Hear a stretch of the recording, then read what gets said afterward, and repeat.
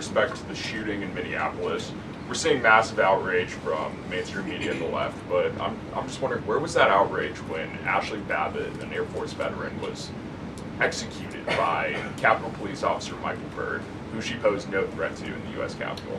Well, you raised a very important point, which I also believed I just raised as well in those opening remarks, in that there has no doubt been selective outrage by the liberal biased media in picking and choosing victims and highlighting their stories. And as I've said, President Trump does not want any Americans to lose their lives in the streets of America and in American communities across the country. He believes what happened on Saturday is a tragedy, but every life is equal to President Trump, and that's why the lives of Laken Riley and Jocelyn Nungray continue to matter to him and be an utmost priority to him to this very day. And it's unfortunate that we did not see the same type of sensationalist media coverage over the tragic deaths of those innocent American women and girls across the country as we are in the wake of this tragedy that took place on Saturday.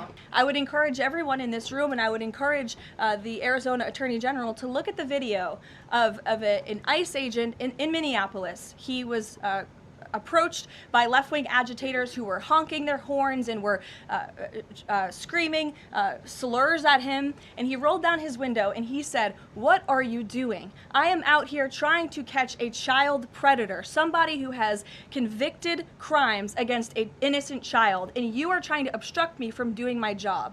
This rhetoric against ICE, comparing them to Nazi Gestapo, Donald Trump's police force, is despicable, it is shameful, and it is precisely what has led to the escalation of tensions in Minneapolis and in other places across the country. Thank you, Caroline.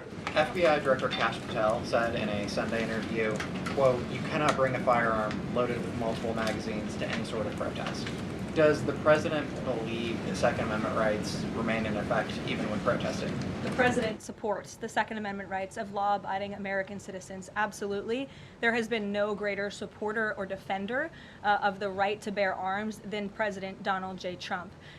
So while Americans have a constitutional right to bear arms, Americans do not have a constitutional right to impede lawful immigration enforcement operations.